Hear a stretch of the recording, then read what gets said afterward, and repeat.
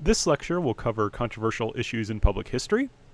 It's kind of, I think, an interesting section because on one side, I think it's one that students have the most interest in. In general, anytime we talk about something controversial, people have a lot of interest in it. For me, it's kind of one of the most stressful things to kind of deal with, because as a professor, I have to talk about controversial things. I have to really struggle with a way with how to do them, right? So I think for people who are kind of just looking at it, oh, it's controversial, it's interesting. But when you're the one that has to make a lot of decisions about controversy, it's a lot more stressful. And as aspiring public historians, that's something you're going to have to deal with. And I think for public historians, it's especially difficult because of the very public nature of your job. Now, whether you're a public historian or an academic historian, there's something I like to call the historian's dilemma, right? And I think it affects both people, but I think it especially affects public historians even more so. So here's the thing, right? There's kind of two aspects, I think, of this in particular. One is that historians need to be truthful, right? That's kind of our basic, understanding, is that we're not here to do propaganda. We're not here to trick people. We're not here to necessarily advance any particular ideological position. We're here to try and reconstruct the past. We're to explain how things have changed and why they have changed, right? And we need to try and do that in a truthful way. And one thing I try and emphasize, especially when I'm teaching people who are not history majors, is that history is complex, right? Human beings, we like to make things simple. We like to try and say, well, these were the good guys and these were the bad guys and this was good or bad or whatever. And history, when we really look at history and we look at it carefully, we see that it's not that simple. History is often very complex. And this is something that's really a dilemma for us because people often want a simple, self-validating story. Now, what do I mean? I think it's fairly clear what I mean by simple, right? People want a simple story that says, okay, these were the good guys, these were the bad guys, and that's just how things are, and so forth. But at the same time, people also want self-validating stories, right? And what do I mean by that? Well, they want a story that makes them feel good about themselves and particular groups that they might identify with, right? So people want to, a lot of times want to go to a museum and they want to see a story that kind of talks about how they and their group are great. And so they don't want anything that complicates that, right? So, if you go, if you're a patriotic American, you identify very strongly with being an American, and you go to a museum that maybe challenges the stories about the United States and that says maybe, there's mistakes that the United States has made. That will be that will challenge people. But the shoe can also be on the other foot as well, because sometimes, I've run into, for example, in teaching, I've run into students who are very patriotic and who will just not accept any criticism against the United States. On the other hand, I'll run into students who have in a sense, are the opposite, where they will just, anything the United States does must be self-serving and self-interested. The United States has never done anything good. And that's a problematic story as well. Both those positions are problematic. And one side kind of, validates a story of the United States is always good. The other side validates a story of rebellion and saying that the United States is bad and it must be bad, and that's why we have to rebel against the system and fight against the system and so forth. And both those stories are highly problematic, right? But that's what people want. Oftentimes they want this simple story that makes them and whatever group they identify with look good, and are very hostile to anything that challenges that, and will reject it, and will reject it loudly. And that's something you have to kind of deal with in telling the truth and trying to balance those things. And what's also difficult is that as historians, we try and explain why something happened. Why did these people behave in this way? And we have to be ready to be misunderstood. We have to do our best not to be misunderstood, but we're still going to be misunderstood, to get people to understand that explaining why something happened is not the same thing as saying that what was done was okay. Right. So this is something we really have to be careful with, especially if you're dealing with a group that has suffered an injustice. Sometimes when you explain why that injustice occurred, they will take that to mean that you're saying that it was okay that injustice occurred. And you're not saying that at all. You're just trying to explain historically why that happened. And that's very important as a historian. We have to understand why things happen so that we can try to avoid letting them happen again. right? But as soon as you start explaining, oh, these people that did this terrible thing, they had some reasons for why they did it, then people will be upset with you and say, oh my gosh, you're like saying it was okay they did it. And you're not saying that at all. You're trying to say, that these people had, reasons behind this. It's wrong what they did. But they did have reasons. We have to understand those reasons so that we can deal with them in the future. And another part of this dilemma is this, right? We're told, you need to be relevant. History needs to be relevant. It needs to be relevant, but don't be too controversial. And certainly, don't tell people what to think, right? So it's kind of tricky, right? How do you be relevant without being controversial, right? That's a very, very difficult thing to do. And I once was at a party and someone said, oh, you're a professor. So do you tell students, do you teach students to think, or do you tell them what to think? And it's kind of, that's kind of a hostile question, right? It's kind of loaded in a sense. And the answer in this sense, I do both, right? I do tell students at times what they should think, right? And you may say, oh my gosh, how can you do that? It's like, well, I am a historian. I'm a specialist in history. It makes sense for a chemist to tell you what he or she thinks about chemistry. And someone who is in nursing would have, I think, as a professional nursing person, or a nursing professional, I should say, they can say, hey, if you engage in this kind of behavior, this is harmful for your health. That is well within their specialty. So, as a historian, I do at times tell people this is how you should interpret this historical event. People can disagree with me, but I'm not going to withhold my professional opinion when it's within my area of expertise. Now, I'm going to avoid talking about weighing in on certain issues because it's outside my expertise. But if someone asks me, for example, what I think about North Korea and its diplomacy or something like that, I'm of course going to tell people how I think they should think, because that's my area of specialty. I've spent years studying it and so forth. But of course, also, I try and teach students how to think as well. I try and teach students how to think historically. If you took History 201 with me, that's what we do, and I've tried to do that here. But this is, again, part of the dilemma. We're expected to be relevant, but not controversial. We're told, you need to teach, we need to teach people how to think historically, but then we're kind of told, oh, at the same time, we don't want you to tell them what to think, even though you're an expert in this particular field, right? So it's very difficult. It can be a little frustrating at times. But this is, in a sense, I think, a large part of the dilemma that I, as an academic historian, face, and you, as a public historian, will face, right? And the advice that I will give you, in general, is to be prudent, to be careful about what you say and what you think. If you're going to do something especially if you're dealing with like something really controversial, write it down and read it. Don't talk off the cuff about something and spontaneously about something that's controversial. That's a sure way to get in trouble, right? Be very careful. And that's why you may remember a few lectures back, we talked about the importance of doing, when you have an exhibit, doing evaluation studies, right? Where you have, before you even unveil the exhibit, you talk about with people in the community about how that might be received. That's being prudent, right? Be careful. Be prudent, always. Ask for people's advice.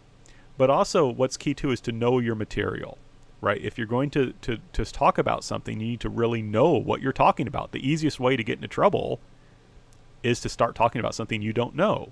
It's better just to say, I don't know the answer to that question. If you don't know the answer, don't try and wing it. Make sure you really know your stuff, and then you can deal with some of these issues. So I think a way to kind of frame this issue more clearly is to look at something like Memorial Day, right? I'm recording this on Memorial Day. This is a day when we honor veterans, especially those who gave their lives in defense of the country. And that's kind of a standard, view. I think I don't think I'm going out on a limb or being controversial by saying such a thing. However, as a historian at the same time, I have to be able to critically examine what veterans have done. I have to critically examine war. And if we're going to learn something from war and from the actions of veterans, that might mean saying, okay, it was a mistake for these people to do this, or it was a mistake to do X, or it was a mistake to do Y. And people don't like to be criticized, of course. And especially it's a problem if I think it's a mistake and they don't, right? And I'll give you some examples about that shortly. But one thing I just want to point out, is, and this is why I want to really emphasize Memorial Day, you have to be prudent about these things. you may do some interesting historical work that shows that there's some problems in some sort of group that we normally honor, like veterans. But you wouldn't want to, unveil that exhibit on Memorial Day, right? For example, you want to be prudent, you want to be respectful, and so doing things like looking at a calendar or knowing what's going on in particular events is very, very important. So I'm going to give you another kind of example of this, right? We often talk about World War II as the good war. People will say, that's the good war. That's when the United States fought and defeated the Nazis or and so on. And there's a lot of truth behind that. And it's kind of interesting. This is the war we kind of celebrate. This is you can see on the left this book called The Good War. I mean, that's what it was called sometimes in the past. An oral history of World War II. And this is neat. It's public history, and this is considered like a classic in public history, by the way, and particularly of oral history. So if you're interested in doing oral or public history, this is a book you should certainly read. But the problem is, and I point this out when I teach world history, it's tricky to think of this necessarily as a good war. So, for example, a lot of students say, we had to fight the Nazis because they were racist, right? Look at what they were doing to Jewish people. And of course, I mean, I think that's a particularly good reason to fight the war, because someone is being unjustly discriminated against in the case of Jewish people. I mean, millions were being killed. However, as a historian, I would point out that's not chiefly why we fought the war. And I have to be careful because I'm not an expert in this area, but for the most part, while Americans understood that bad things were happening to Jewish people, we didn't understand how bad they were, and there was a lot of anti-Semitism in the United States, so a lot of people didn't really care that a lot of bad things were happening to Jewish people. That's not principally why we fought the war, right? So it's kind of it's a little bit of confusion on people's behalf when they look back and say, oh, the Nazis were doing terrible things to Jewish people, so that's why we had to defeat them. And it was true the Nazis were doing terrible things to Jewish people, but that was not a central reason why we became involved in the war. And one thing I point out is that the United States Army at this time was segregated. And black troops often were put in very bad jobs, in a sense. They were made to do work that white troops did not want to do, right? So this Army, the United States in the 1940s was pretty racist, right? So we often kind of forget about that. And so sometimes when people celebrate World War II as the good war, they forget this fact that the army that defeated the Nazis, or helped defeat the Nazis, I should say, was a segregated army. And on the right, I have a primary source, and this would be a good source that if you wanted to use in a public history exhibit to kind of challenge this, to talk about how soldiers viewed the war. This is a comic strip by Bill Malden, who was a soldier during the war, who was there among the GIs, so this guy knew what he was writing about. And I love the caption. It says, "I need a couple guys who don't owe me no money for a little routine patrol." Right? And of course, you look at those guys, they don't look like particularly heroic soldiers. They're the kind of stereotypical dog faces, but you know that this is not a routine patrol. And he doesn't want people who owe him money because he's worried that they will die on patrol and then he won't get paid back. And so the idea, I mean, is that, the soldiers were people. They could be self-interested. They could be selfish. Some soldiers were not nice people, were bad people, right? And they became veterans just the same as any other veteran, right? And so this is a way that you could kind of carefully challenge this idea of the good war, right? But that's something we have to that would be very controversial, perhaps, because of this. And I'll give you another example shortly. And another example, right, is the Manzanar internment camp. And there's a video clip on this. But as you may know, we often look back and we think of this war as a war to oppose to racism. But of course, some of the principal victims of racism during this time period were Americans of Japanese descent who were forced, those living in California, and I believe a few other states as well, were forced to leave their homes and move into internment camps. And often as a result of this, lost their property. Some of them died in the process, and they basically had to sit out, just give up their lives for 4 or 5 years and go sit in a camp, which was not particularly fun.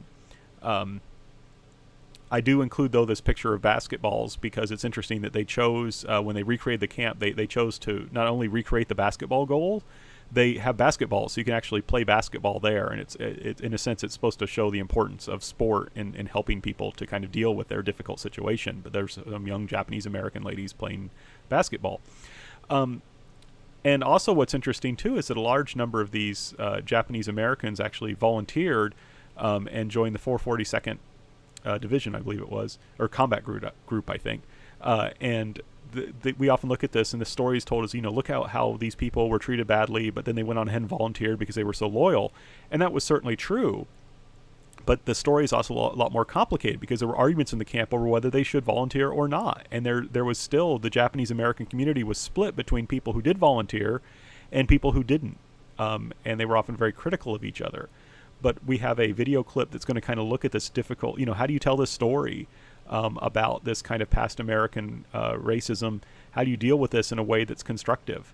And the National Park Service actually restored this site, and Japanese Americans and other people will go to it, and they often refer to it as a pilgrimage when they go, which I think is interesting. But I have a video clip that's going to kind of talk about that. And as you watch that, you just catch, how do they deal with this difficult event, and how do people make sense of this controversial issue, and how do they deal with this in a good way?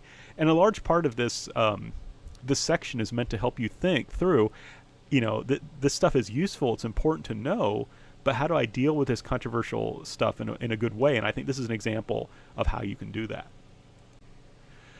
The where this controversy, though, causes a lot of problems is with the Enola Gay exhibit. So a couple decades ago, basically, there was an attempt to put an exhibit about the Enola Gay that talked about and problematized the fact that it dropped the first atomic bomb that was ever dropped. And of course, this happened in Hiroshima, Japan. And I have a video clip that's just going to kind of examine this, but there's also a reading about the Enola Gay that you'll do in the controversy. And it was, it shows how history kind of changes, because this was happened in the 90s. It was a time when a lot of World War II veterans were still alive and very active. And they were very upset with this because this exhibit, it challenged, it said maybe the United, basically it attempted to raise the question, was it correct to drop the atomic bomb? Was that morally acceptable? And for many World War II veterans, just to ask the question was offensive, because it seemed to challenge what they understood themselves as fighting for. It's also important to note that, of course, if you take the position that they shouldn't have dropped the atomic bomb, then it would follow that we would have had to launch ground forces into Japan, which they would say, this could have gotten me killed. So it's very personal, right? And so this is where you can have really a challenge. What happens when historians trying to do their job butt heads with a respected group of people, the greatest generation, these veterans are often called? How do you deal with that, right? And it's not easy to do. And so that you have an article that's going to kind of deal with this issue. So I've just given you examples of several kind of controversial issues that come out of World War II. And, this is kind of interesting to me because, in a sense, this in some ways should be rather simple, right? I mean, this could easily be a story about the United States. And that's why I had this newspaper headline here, right? Pearl Harbor is avenged, right? This is awesome. American power overwhelms foe. This seems like a story that we can be proud of.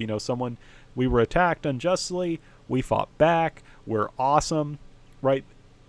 And the thing is, this overall story kind of frames the narratives we tell about World War II and makes it a little bit easier for Americans, right? So there's this idea, these Japanese Americans suffered from this kind of unjust racism, but we can, they showed their bravery, they showed their loyalty to the country, and, as part of it, they were able to come out of this stronger than they were before, and they were able to, suffer with dignity in a way that would eventually allow this injustice to be recognized, and so we can learn from it. Right, so it makes it, when you win the war, it makes it a little bit easier to look at the problems. I'm not saying it makes it easy. I'm saying it makes it easier. But when you have that kind of confidence, hey, we're awesome, we won the war, it puts us in a better position in which to look back and to criticize things. That, like I said, it makes it easier, but not easy, as you can tell when you read the Enola Gay exhibit article. But here things get tricky. How do you make sense of suffering when you lose a war? right? Like I said, the United States, when we look back at World War II, we can basically say, hey, we were on the right side. And we made some mistakes, but, we'll address them. We'll deal with them. And we can tell what ends up being basically I don't want to say completely happy story, but it has a good ending. What happens when you lose? Right? What happens when you lose? If you lost a family member in World War II and you're an American, you can say at least we won. But if you are Japanese and you lose a family member in World War II, what does that mean when you lose? Right? It's very difficult. And this is also an issue later, and I would love to teach a class on this. I'd love to explore this in more detail. I'm just not sure where I would do it. But it's a similar thing with the Confederacy, right? If you're after the Civil War, you're a South Carolinian person who is white, and you suffered for several years trying to fight this war, and you lose. How do you make sense of that? Or if you're a family, how do you make sense of having lost someone, right? And so, that's going to lead to a very different memory of the war, right? If you're an African American, whether you're from South Carolina or not, this is great. The suffering all was worth it, because in the end, it leads to your freedom. But if you're a white Southerner, how do you make sense of this loss, right? And it's something that the Japanese people have to struggle with. How do you make sense of suffering when you lose a war? What story can you tell, right, when you lose a war that helps to make sense of it? You may have heard this saying, history is written by the victors. It's attributed to a lot of different people, and a lot of people use it in different ways. But this is often what is said. And I want to point out, this is wrong. This is very wrong, this statement. History is not simply written by the victors. The people who lose also create their own histories, right? Trying to make sense. Now, sometimes these histories will say, you know what, we lost, and it's because we went down the wrong path, and we need to now go down a different path. So, for example, in Japan, when they lost the war, some people said, you know what, we went down the wrong path. We went towards this emphasis on the emperor and towards militarism and towards the political right. We need to avoid that. We need to move more towards liberal democracy, or we need to move more towards communism. And they wrote their own stories that emphasized how bad the military period was, how bad militarism was, how bad this worship of the emperor was, right? So that's one group of people who lost, who wrote histories, right? But they wrote a history saying we should go down a different path. But that's not the only kind of people who will write histories. Other people write a history to defend and to try and save the cause that was lost. So some Japanese went back and wrote histories that said, actually, we were treated unjustly, we were treated unfairly, we lost the war, that's true, but it's not because we were wrong, it's just because we were weaker. So some people went back and said, Japan, our country was very great, it was very brave, and we were just treated unjustly by the West. And we were just a smaller country, we were a weaker country, and that's why we lost, but we can still win the peace. And as we'll see later on, this is something also that people did after the Civil War, especially white Southerners wrote histories that argued that even though they lost the war, they were still in the moral right. Right, so I want you to emphasize this statement is not true. History is not simply written by the victors.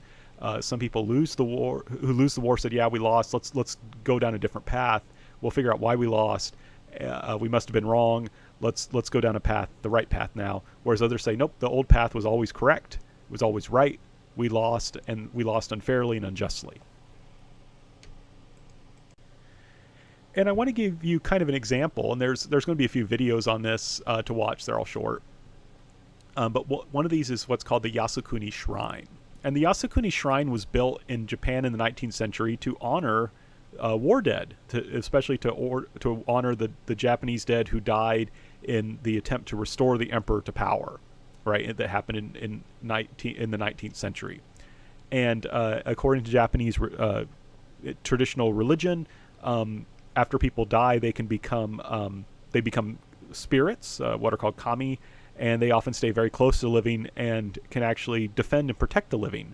And there's a belief that soldiers who died in war, their souls could be enshrined in Yasukuni, and there they would become nation-protecting deities. And it's really an honor to go there. You can see on the front of that shrine, you see that there's that white cloth with 4 flowers. Those are chrysanthemums. Those are the symbol of the Japanese emperor.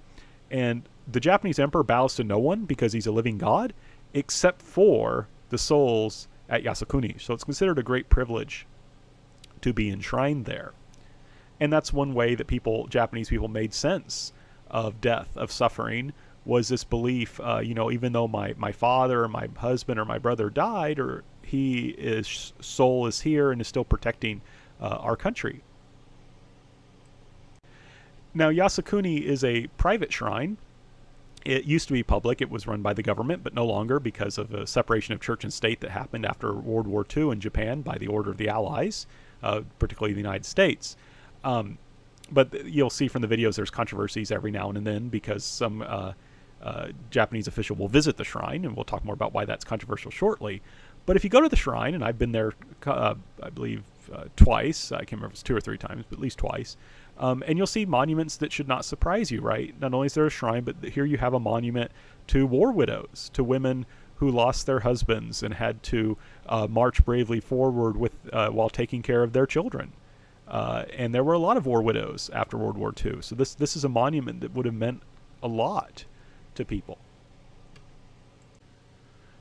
And also, if you go to Yasukuni, you might see these statues as well. And these are statues commemorating the horses, the carrier pigeons, and the dogs that died in war. The Japanese, in their traditional religion, tended to believe that also animals had spirits that needed to be consoled in death and need to be recognized and honored.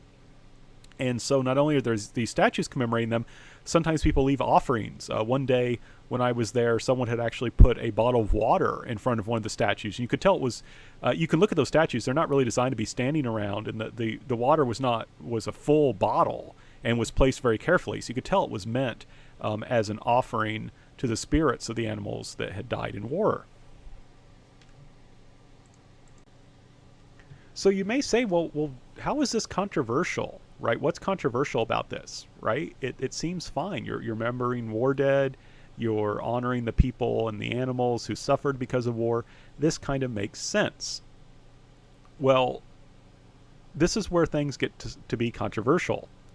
Right? So, for example, here is a statue of a judge that was part of the Tokyo War Crimes Tribunal. You may have heard of the trials of Nuremberg. That's when the Nazis were tried in World War II for things like, after World War II, for things like crimes against humanity. There was also a Tokyo War Crimes trial. And it's interesting because for the most part, this proceeded very non-controversially. Various Japanese generals and others were put on trial and arrested. Were arrested and put on trial. And some of them were even executed or sentenced to prison.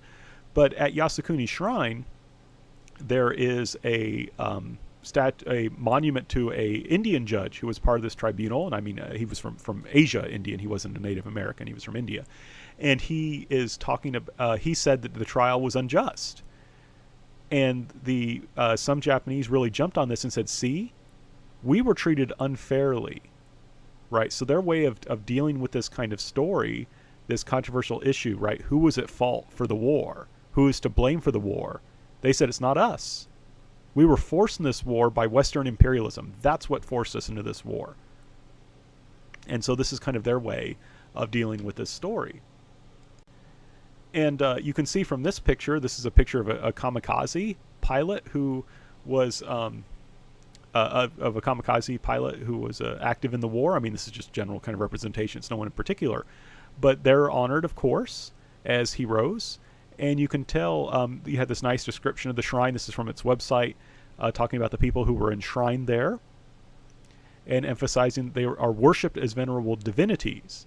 Now, the problem is, and this is why it's such a controversial issue, is this includes convicted war criminals, right? So people who were convicted of crimes against humanity or for criminal invasion of other countries are enshrined here.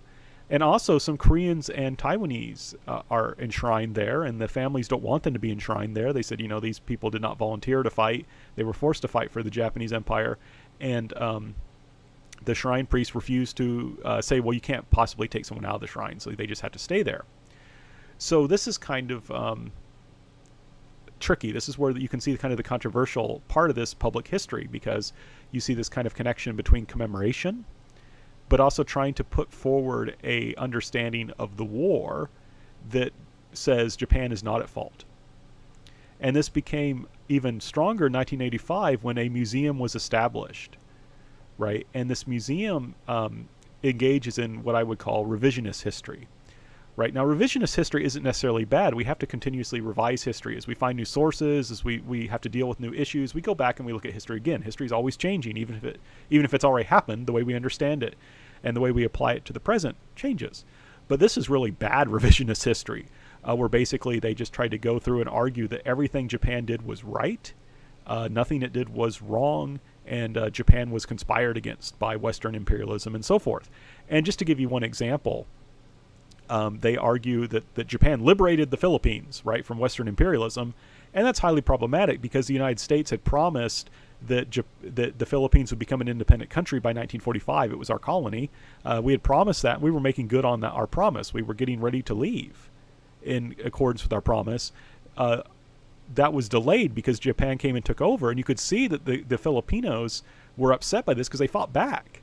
Right? They knew that the Americans were going to leave. The Japanese made no promises of leaving.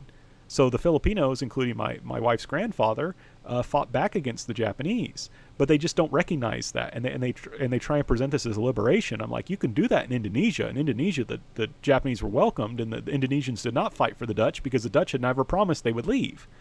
But in the Philippines, the Filipinos fought back because we had promised that we were going to leave and the Philippines would become an independent country. So there's a kind of some serious historical problems with this shrine and with the museum that's attached to it, but it's trying to tell this kind of story. And it's really a fascinating museum because you can go inside and you have to pay admission. The admission's not bad. I've been both times I went there. I think it was like $5 or $6 to go in, but they don't want you taking any pictures. And there's English explanations, but there's no like English guidebook. And I have a video clip that I've included that just shows you what the inside of the museum looks like, but it's really hard to actually get information because they don't want it out there. They don't want Westerners reading this and possibly challenging it. They want to make it as difficult for us to kind of interact with it. Now, they do have some of the stuff translated into English inside the museum, but if you want any record of it, you got to take notes. And I've done so when I went in because I wanted to keep a track of how it was presented. And it's really, it's just terrible history because it just refuses to admit any wrongdoing on Japan's part, and won't even, what I think is fascinating is it won't even give credit to people who fought back, right? It won't, I'm from a tradition that says, if your enemy fought back, you give them credit for it. I mean, that makes you look good, right? If your enemy fought back well, then you can say it was really a big deal when you defeated them, but they won't even give, the Americans and Filipinos credit for fighting back hard against them at Bataan and in the Philippines, and they initially invaded in 41 and 42. So it's really kind of an odd place. Right, but I want to give an example right here of how people who have still lost a war will try and tell a story, try and tell a history that valorizes and that argues and validates what they did and says that everything we did was right, we were treated unjustly. And one thing and I mentioned this before, but I'm going to mention it here again just to really emphasize it. This is connected to present day politics in Japan. Right, the way you view World War II, if you tend to view, let me put it this way, if you view World War II as the result of Japanese militarism and it was a bad war and Japan should never have gotten involved in that war, you're probably on the political left. In contrast, if your view is that Japan was treated unfairly, was treated unjustly, it fought a brave war, in the end it was simply defeated because it was overwhelmed by Western power, then you're probably on the political right. So what determines a lot of your politics in Japan has to do with how you respond to World War II, right? And this is just something I really want to try and emphasize. And this is something, it's very complex, but I hope I'm making it clear. History, particularly controversial history, is often connected to politics. Certain views of particular historical events are often connected to certain political positions. Right, so like I said, you're more likely to be a socialist or a communist in Japanese history if you view the war as bad. If you view the war as something that was forced upon Japan by evil Westerners, you're more likely to be on the political right. And you can see certain things in certain similar things in the United States. The way that Americans interpret particular historical events often has to do with their identity. Right, and I'm using Japan as an example to help us better understand the United States, but it's the same thing in the United States. The way that people understand particular historical events often impact their politics. And that's why you have to be really careful when you're dealing with controversial issues, because you're not just talking about the past, you're talking about the present and what the United States should be, and it goes very directly to people's identities. So let me give you kind of an example of that. I have a bunch of videos for you to watch on the American Civil War, and then there's some questions related to that on the response paper and, of course, on the quizzes. But it's important to kind of think about that, right? And I wanted to use the Japanese example in part to help you to think more about that, to give you an example that you're not necessarily strongly connected with, because you probably do have relatively strong opinions about the Civil War. But one thing I want to talk about, first of all, before I talk too much about those issues, is how people in the North often view the American Civil War, right? For people in the northern part of the United States, it's fairly simple. And I'm from the Midwest. I'm from Indiana. For many of us, it's fairly simple, right? This was a good war that ended slavery, right? And isn't that great, right? And it preserved the Union. Isn't that great, right? And of course, if you're from Indiana, Indiana was a Union state. It was on the winning side, right? So, we could make sense of the suffering of the war and say, hey, we were the good guys. We won the war, and it was a good war. And also what I hate to say is that this then allowed us to kind of, poke fun at the South and say, oh, yeah, the South, what were they thinking? And so forth. And the problem was, there's a lot of problems with that. But one of the big problems with it was it ignored how northern states were often had extraordinarily racist laws, right? Indiana, even though it was an anti-slavery state, it was pro-union, Indiana had a huge amount of racism, right? It was in some places, it was basically illegal to be black in Indiana, right? And our view, we told a story about ourselves as heroes, ignoring this troubling fact, right? And so that's a way that people, sometimes the history we tell about ourselves is impacted by the history we tell about other people, right? So we would basically take everything bad and put it on the South, and put everything good and put it on us, right? And that was unfair of us and incorrect. And I'm not saying all people in the North thought that way or think that way, but there was certainly that feeling, and it was a problem, right? Because what it did was it allowed us to blame other people to make ourselves look good, which I think is bad, right? We have to be willing to kind of look at our own faults and look at our own mistakes. And I did do Civil War reenacting. I did 19th Indiana, and there you can see, and I include that image on the left, that is kind of showing the 19th Indiana in a heroic pose, fighting very bravely, and we tended to glorify this, right? And on the right, that is an image of Henry Marsh. That was the person who I reenacted, right? Sometimes you actually reenact a particular individual. And Henry Marsh was a very outspoken abolitionist. He actually was not racist. He was someone who said, who viewed African Americans as equal to Caucasians, who thought slavery should end. And it was interesting in retrospect that I chose that I wanted to reenact him, right? He was the guy that I wanted to imitate. And that's a lot of, especially people who reenact the Union, you want to be on the right side. He's on the right side. And the problem is it's great to focus on him. He was a real historical person. I read his letters. They're really cool. And he is someone I think is in many ways a heroic person, but not everyone was a hero. And people often had opinions or views that are problematic to us to this day. So that's just one thing I kind of want to point out. For the South, things are much, much more complex and much more divisive, right? Remember I said in Japan, right? How do you deal with this problem? How do you make sense of a war that you lose? Right? How do you make sense of a war that you lose? And in the South, it's even more complex because in a sense, if you're African American, even if you're living in the South, you win the war, even though much of the South is devastated, because now you're free, at least for a time, and then you have and then after Reconstruction, you maybe made some advances economically and politically, but a lot of those then are taken away, right? And if you're a white Southerner, the numbers, I haven't been able to find exact numbers, but something like, I think about a fifth of white males died, who were adults, white male adults in the South Carolina died as a result of the war, right? So for them, this was no victory, right? This was terrible. And the problem is the way you remembered and reacted to the Civil War was connected very much to how you viewed Reconstruction or how you viewed segregation and things like that. And so I'm not going to go too much into it because you can see it in those videos that are assigned to watch. But it's very difficult to tell a history about the Civil War in the South in a way that's going to make everyone happy. And I don't think it's possible to tell that kind of story. And I especially want you to spend time thinking about that. And I have some assignments that are parts of the assignments that are supposed to help you do that. Because as public historians, aspiring public historians, that's something you're going to probably have to do. Right? And you got to think, how do I do this? Right? When there's so much emotion involved, when there's so much,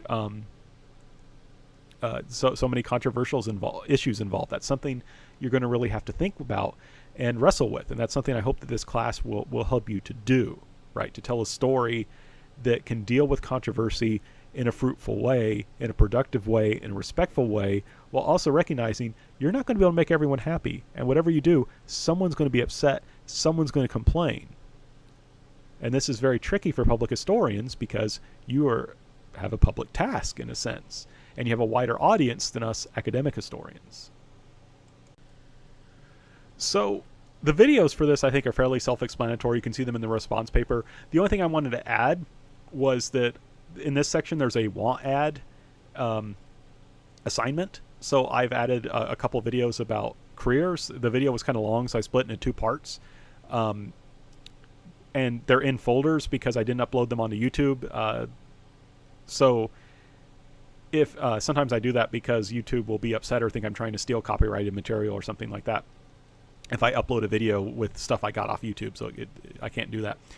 I have to put them in folders because if I have them on the same page, they all start playing at the same time, at least on my Blackboard. So I put them in folders. So you just open the folder, you watch the video inside. But those are meant to help you think about careers, right? About jobs. I know people who are getting history degrees often, especially if it's just straight history, or kind of what can I do with this? And those are some attempts by me to kind of talk about and give you advice and some tips and so forth. So this is our assignments video. So week 5 is pretty standard. You've got your response paper, you've got the web scavenger hunt quiz, the lecture and video quiz, the reading quiz. The only other assignment is that's directly related is the want ad assignment, which is simply you're going to find a job that you like on a website, the public history website, and it's listed in the assignment, and then write a letter in which you're applying for the job. And that's just meant, one thing I should point out that I regret not doing was when I started my PhD, I really should have looked at the kind of jobs that were available. That would have given me a better idea of how to prepare myself. My preparations were logical, but I didn't match up as well as I could have if I actually would have read job ads before I started my education. So one thing I'd recommend is, start looking at job ads now just to get an idea of what people are looking for. And that's why I have this assignment, is to encourage people to do that. One reason you may notice that this week's a little bit lighter on videos and on assignments. That's because you should be doing your museum exhibit assignment, right? The previous weeks, each week I've given you several assignments that should help you kind of prepare for your museum exhibit. Now's the time to really start putting all that stuff together, right? So that's why this week, and you'll notice next week's a little bit lighter on assignments too. That's because you should really be shifting over, working on that museum exhibit assignment. And as always, that's it for now. Let me know if you have any questions.